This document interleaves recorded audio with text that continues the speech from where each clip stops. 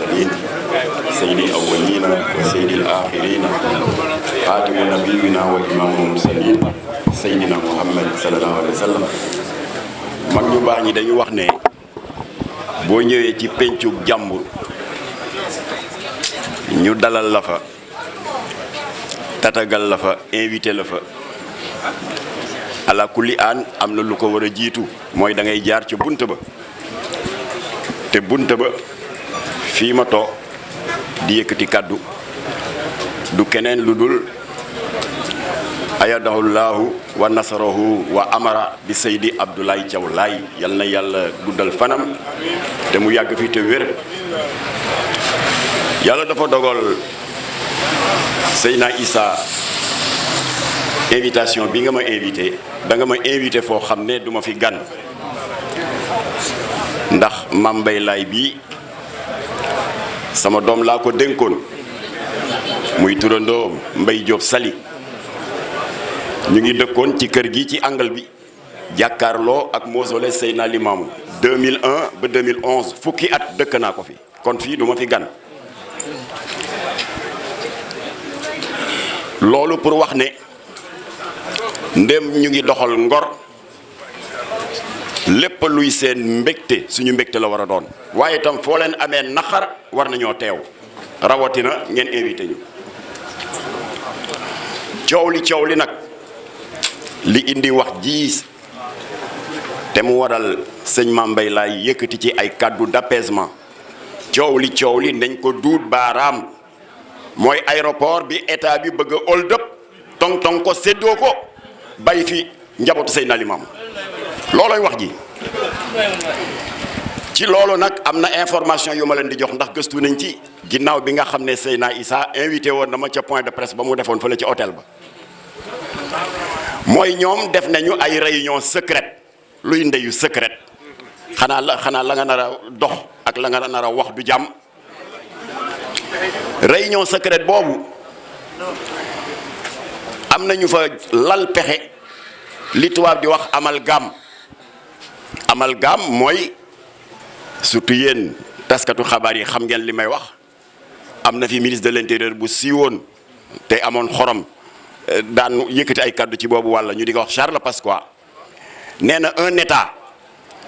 su bëggee narmeelal benn dossier bu ko bëggee étouffer technique am mooy daf koy fob dugalaat ci beneen dossier dugalaat ko ci biir fawaat beneen dugal ko ci biir ba dootoo mën a def xaaj ak seen ci pexe moomu la gaa yi ne amalgame bi mooy ñu ngi bëgg a dendale litige foncier aéroport bi di titre foncier 4407 di ko bëgg a dendale avec la loi 6446 du 17 juin 1964 Senghor a ko fi indi woon ñu di ko wax la loi sur le domaine national jaxase boobu la gaa yi bëgg a def te ça ne passera pas parce que bokkul domaine national ak lii xew ci aéroport bi c'est différent domaine national pour fàttali leen li taxoon Senghor yëkkati ko c'est parce que suñu ay maam yi lébu dafa am càggante gu ñu amoon mooy suuf ya ñu denoon ci seeni baay doon na ko ci seeni maam ay propriété coutumière la yoo xam ne amul immatriculation ay ndono la Senghor dal di yëkkati kaddu ci mois de juin 1964 daal di def communiqué ne ñu ngi may bunt famille yi nga xam ne dañ doon donnante ay suuf ba mu egsi ba ci seeni génération ñu ngi leen di may bunt pour ñu régulariser lu waay indi ci kayit rek loo mën a indi baax na kayitu ndono attestation d'héritage ngeen rapproché wu des services du cadastre et des domaines ñu immaturité ko ngeen am titre foncier loolu moo taxoon a jóg la loi sur le domaine national waaye ba état bi defee boobu communiqué 1964 médias yi développé wul woon benn journal la fi amoon mooy Paris Dakar ginnaaw gi moo tudde Dakar Matin tudde tey Soleil benn rajo fi amoon di rajo Sénégal moo tax message bi jàllul am na ñu ko déggoon nag daal di daw ci service des domaines et des cadastres sàmmonteeg sart yi ñu daal di immatriculer seen terrain ñu am seen titre foncier dellu toog waaye majorité bi yëguñu ko Senghor yokkaat délai bi ba décembre 64 dëgg la nit ñi gën nañu xaabaabal ñëwaat waaye ba tey majorité bi régularisé wuñu seen suuf waaye terewul ñoo ko moom. léegi lan la état bi def état bi ne ah jeex na jox naa leen ñaari délai jeex na kon ñi immatriculé wul danaa fab l'ensemble de vos propriétés foncières coutumières ñu yàkkal ko état bi daal di ko déverser dans la propriété foncière de l'état loolu mooy loi sur le domaine national état jël ko def ko moomeel suufu jàmbur de ba pare ña ko moom ñu jox leen ay permis d'occuper sëñ Issa dafa mel ni ma jël sa suufu maam ba noppi jox la permis d'occuper nee la abal naa la ko loolu mooy loi sur le domaine national c'est la plus grande injustice foncière du Sénégal indépendant ba pare nag permis d'occuper bi c'est à titre précaire et révocable donte le sa suufu maam la man état abal naa la ko te saawu ma ko neexee jël ko loolu mooy la plus grande injustice foncière du Sénégal indépendant dëgg la nag collectivité la bu jóg na ci am na lu mu ci dox man personnellement fekk naa benn réunion le 27 novembre 2007 palais de la République président de la République Abdoulaye Wade moo ko présidé si la joxe ndigal pour ñu taxawal commission pour injustice boobu ñu réparer ko commission baa ngi doon liggéey ñu bari jot nañ seen titre foncier waaye ci gàttal dama doon ubbi foofu pour nit ñi xam les manœuvres qui sont en cours parce que loi sur le domaine national Senghor defar la ci jublu woon waaye dafa mujjee nekk saafara bu jur jàngoro loi sur le domaine national nag ça n'a rien à voir ak le titre foncier 4407 muy les 864 hectares bu aéroport ça n'a rien à voir xam nga lu tax ça n'a rien à voir aéroport bi c'est une réquisition pour cause d'utilité publique réquisition mooy lan affaire train express régional bi yéen a ngi dégg coow li fu raay bi war a jaar rek war a dugg ci toolu jàmbur wala këru jàmbur te loolu yoon moo may état boobu sañ-sañ mu gis boroomi kër yi boroomi tool yi ne man état dama ko soxla état am na ci droit waaye bu fekkee soxla ba nga ko soxla bu permanent la da nga koy jox ndàmpaay wala nga utal ko feneen lu tollu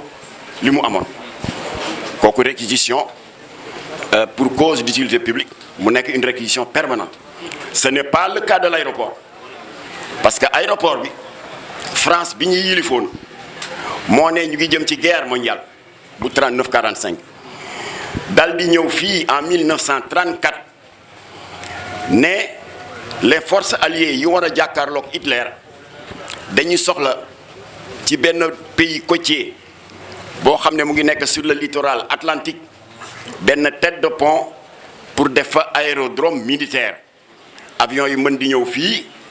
di jël ravitaillement carburant ba noppi itam léeg-léeg ñu war leen a réparer waaye ba français yi ñëwee fii dal di wax seen bëgg-bëgg ci place bii di aéroport lan la leen autorité coloniale yi tontu dañ leen ne attention suuf si dafa am borom mais comme que tubaab dafa bëgg sàmmonteeg yoon mu ne ñan ñooy borom le gouverneur Guy Camille ne ko lébu yi ñoo ko moom ci la autorité coloniale militaire bi dem toog ak magi lébu yi fi nekkoon dal di xaatim ak ñoom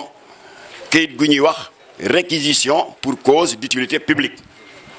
daal di ne dañu bëgg ngeen abal ñu ko parce que ci guerre la ñu jëm lébu yi abal leen ko 864 hectares 8 640 000 mètres carrés loolu du lu tuuti ñu daal di ko jariñoo ba guerre ba jeexee en 1945 ñu teg ci ñaari at 1944 le pouvoir colonial militaire ne moom sama mission jeex na daal di jël suuf si jébbal ko le pouvoir colonial civil ñooñu transformé aérodrome bi parce que aérodrome la woon avant aérodrome militaire ñu transformé ko def ko aéroport moderne avec une fonction commerciale ñooñu ñoo dem nag ba indépendance ñëw ñu jébbalaat ko ba tey boolewu ñu lébu ci waxtaan bi ñoom ñu moom suuf si ñu daal di ko jébbalaat le pouvoir administratif du Sénégal indépendant mu daal di tàbbi ci loxo état parce que yoon dafa wax ni autant may nañu état le droit mu def réquisition forcée pour cause d'utilité publique autant le même texte dafa ni bu fekkee li taxoon nga def réquisition bi c'était limité dans le temps et c'était le cas parce que guerre bi 39 la jeex 45 alors bu fekkee c'est limité dans le temps soo paree ñaar moo mën ne nga delloo boroom alalam wala nga jox ko ndàmpaay état defu ci bii defu ci bee waaye terewul ba tey suuf si ci loxo Lebu yi la ne. alors léegi nag ñu dem ba yàgg ñu ne dañuy moderniser aéroport bi léegi dañ koy toxal Lebu yi daal di dundewaat yaakaar daal ne xanaa nag dinañ wax ci ñun ba tey état faalewu leen dal di toxal yemuñu ci toxal nag dañu commencé may bët les 864 hectares ma jox leen information tong-tong bi mu ngi commencé le 1er mars 2013 et je prends à témoin le premier ministre Abdou Mbaye qui était là ci la séddoo bi commencé maa ngi ak benn lettre boo xam ni parce que defe nañ ne Jamra bu ne maa ngi ak lettre rek ñu defe ne liste góor jigéen ñi maa ngi ak benn lettre boo xam ne le premier ministre Abdou Mbaye moo ko bindoon le ministre de l'intérieur de l'époque mu di Pathé Seck ne ko jot na ay information may Abdou Mbaye ministre de l'intérieur premier ministre que 864 hectares aéroport bi te nga xam ne léegi aéroport bi day toxu am na ñu tàmbali di ci def des actions irrégulières et des occupations irrégulières mu daal di jox ndigal ministre de l'intérieur ne ko créel ma une commission nga saytul ma loolu le 1er mars 2013 Abdou Mbaye ak may dégg waaye dañ ci teg di ay fan yu néew rek le 10 avril 2013 ñamu sasoon loolu def rapport yónnee ko waaye rapport ba benn liste la liste tong-tong maan yi ñii prévoir nañu ay villa de luxe ñii prévoir nañu tabax fa restaurant ñii prévoir nañu ay dancing ak casino kartukaay xaalis xeetu mboy yàlla yépp mu nga ca plan ba Abdou Mbaye jot na liste boobu le 10 avril 2013 kon tong-tong bi ak tooñ bi ak jël alalu jàmbur di ko séddoo te waxoo ak moom 2013 la commencé na ngeen xam loolu pendant ce temps ñu ngi tong-tong loo xam ne tànk ko moom Wakam Ngor Yoff pendant ce temps ana waa tànk mais y a l'avancée de la mer Wakam Ngor Yoff dafa xat léegi appel Seydina Limamou yéen a ma ko gën a xam bu amee parking amu fi man gis naa ñoo xam ne dañuy garer seen oto pas droit jël taxi ñëw bu nawet ñëwee inondation bi day ñëw ba rajaxe Maguilène Senghor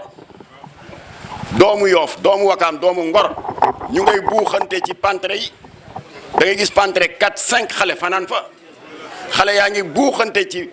perron yi man gis naa kër goo xam ne xale yi ca waañ ba la ñuy fanaan pendant ce temps 864 hectares yoo xam ne ñoom ñoo ko moom seen maama ko moom ñu xañ leen ko di ko séddoo entre politiciens et hommes d'affaires daf bu fi jàll ça ne passera pas léegi nag am na ko wax léegi fay ñu naar ba xoromam état fayul naar ba xoromam su ma nee état nag yéen intellectuels yéen ma gën a xam loolu état continuité la c'est impersonnel li tax ma ne fay ñu ko xoromam dafa am teraanga ju rëy bu leen njabootu Seydina Limamou jiwoon ñoom état fii la Senghor toog en 1970 dal di ne les logements moyen standing et grand standing mu di Sicap mu di Mermoz et cetera poste sénégalais yëpp attanu ko dama bëgg a pàkk bu yaatu def fa un projet de logement sociaux gars yi ne ko demal nga seetu Lebu yi ñoom bari nañ suuf Senghor moo sol dàllam ñaan audience Baye Seydi Thiaw Laye le 3e xalif de Seydina Limamou Baye Seydi daa di dawal yërmande ne ko comme que c'est pour l'intérêt supérieur de la nation danaa la jox gratuitement 364 hectares moom la Senghor tabax unité 1 ba unité 26 bu Parcelles Assainies Baye Seydi Thiaw moo leen ko jox amuñu dara luñ ko fayee lu dul njabootam di fanaan ci ay waañ di fanaan ci ay pantre ak di fanaan ci ay perron loolu c'est de la trahison ñàkk ngor la kon l'État a trahi Seydina Limamou te du leen jig bu ko defee nag léegi dañu nekk ci wutum solution la ñu ne parce que solution war naa mën a ne solution bi moo di benn rek laa ci cité solution bi moo di dama ci cité benn exemple la caisse de dépôt et de consignation xam nga bokk na ci tong-tong bi moom état jaay na ko 50 hectares état encaissé na ci 60 milliards yaa xay état 60 milliards war na koo mën a muñ jox ko lébu yi benn solution ngo na état annulé contrat caisse de dépôt et de consignation 50 hectares yi mën na ko daal di ko delloo le collectif pour la défense 60 milliards la encaissé mais 50 hectares la ñuy jox caisse de dépôt et de consignation wala alors état war naa mën a muñ loolu am na yeneen poche de récupération des terres yoo xam ne pour lim ko fii dafa waaye ñun ñu ngi ak plan bi yëpp alors benn solution nga ndax nu mu mënti demee solution bi moo gën bi gars yi doon yëkkati ci rencontre secrète bi ma lay wax mais dañuy jël 1000 hectares jox ko 1000 parcelles jox ko par collectif waaye fi nga xamee ni ñoom seen feebar mooy ñàkk di waxtaan ak ñi ñi seqal problème mooy dañu ko wax rek collectivité séeréer bu jas dal di jóg ne du ci dal parce que du ñu nangu état am un contentieux avec la collectivité lébu amul leneen lu muy def lu dul ñun communauté séeréer mu di foqati suñu propriété foncière di ko jox lébu yi c'est inacceptable loolu ci wu ne la ndax xam nga lu tax bu lébu yi toxu woon jël 1000 parcelles yi mais mari d'Italie dootuñu jubóog séeréer yi kon état mu ngi ñuy mettre en mal ak suñu mbokk séeréer yi loolu du solution on rejette cette solution là 10 000 mètres de parcelles sax bëgguñu li ñu bëgg mooy li suñu maam yi moom mooy le titre foncier 4407 bi nekk fii te suñu maam yi abaloon ko le pouvoir colonial sur la base d'une réquisition pour cause d'utilité publique qui était limitée dans le temps ba mooy guerre ba jeex na delloo leen suñu suufu maam alors kon nag maa ngi tëj nag par une proposition sëriñ bi li ma la bëgg a proposer il faut rapidement nga créer benn comité de pilotage bu yem rek une dizaine de personnes ngeen saisir officiellement le président de la République te bu leen nangu benn intermédiaire mooy yooyu daam booy di wax layam yi bu leen nangu kenn ku ñëw di layam yi seen diggante ak président vous n'avez qu'un seul et unique interlocuteur c'est le président Macky Sall parce que c'est lui le principal responsable pour ça nag li ma leen di ñaan te defe naa Serigne Mame Mbaye junj na ko sànq mooy opinion nationale bi yëpp ils sont de tout cœur avec vous parce que ñëpp a xam nañ ne vous êtes victime d'injustice kon li ma leen di ñaan waa Jamra di leen ko ñaan parce que Jamra waxtaan naa ci ak ñoom avant may ñëw li leen di ñaan fexe leen ba bu leen toññar bi toññar bi mooy ñu tooñ la nga def une réaction tellement disproportionnée ñu mujjee fab toor di jox la ko te fekk yàlla ci dëgg c'est important maa ngi sant yàlla bi nga xam ne depuis le début lépp yéen a ngi koy dox ci discipline donte le am ngeen na xëy xor mais loolu suñu borom moo ko santaane ndax moo wax yonent yàlla Moussa ne ko booba Firawna ñëpp a xam nañ ne noonu yàlla la tooñkat la jàpp askanu Bani Israël yëpp def leen ay jaam de génération à génération ñuy travailler sans salaire travaux forcés ba pyramide yëpp ñoo ko tabax ba seen nattu jeexee ñu war leen a libéré suñu borom moo doon yónni yonent yàlla Moussa waaye lan la ko wax Seydina Moussa mu ne ko la bay mu ne ko maa ngi lay yónni ci kàccoor bu mag a mag di Firawna mu ne ko wax dëgg la kay mu ne waaye nag boo demee da nga wax ak moom ci teggin yéen a nekk ci dëgg mais teggin gii am fii bu leen tàggoog moom na ngeen continuer am la sympathie de toute l'opinion publique sénégalaise parce que opinion bi yëpp ànd nañu ak yéen te ñun suñu làmmiñ lañu yor tàmbali naa ko démb à 2S defe naa suivre ngeen ko 2S pour Sénégalais yi xam ne dañu leen tooñ ah comme que dañu leen tooñ nag teg leen yëpp ci teggi sëñ Issa leetar ba na gaaw dana am ku ma la booleel pour mu egg direct ci président Macky Sall bañ a jaar ci borom layam direct. Et pourquoi c'est important? C'est important parce que président dina xam ne vous êtes discipliné donte le dañ leen tooñ. C'est important parce que suñu borom dana leen gën a dooleel parce que moo wax ci téereem bu tedd bi ne ku ñu tooñ nga nekk victime d'injustice même boo dul jullit yow lay àndal kon na ngeen continuer garder boobu discipline. Et je termine nag en disant bu leen nangu yéen collectif bi Yoff Ouakam Ngor bu leen nangu mukk bu audience bi antoo président ne bon je vais d'abord recevoir Yoff Layène bañ leen bu ne je vais recevoir Ouakam lank leen bu ne je vais recevoir Ngom lank leen ne leen da nga ñuy recevoir ñun ñëpp mbaa nga bañ ñu recevoir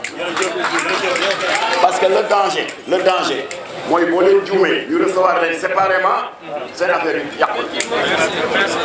dañ leen yéen ñëpp. Et je termine en disant boo leen di dem sëñ Issa na ngeen bàyyi xel Ouakam Ngor Yoff fu si nekk ngeen tànn fa benn wala ñaar ci ay jigéenu tànk yi yàlla leen jox boobu barke lu waay di def te boolewu leen ci du sa xorom asalaamaaleykum wa rahmatulah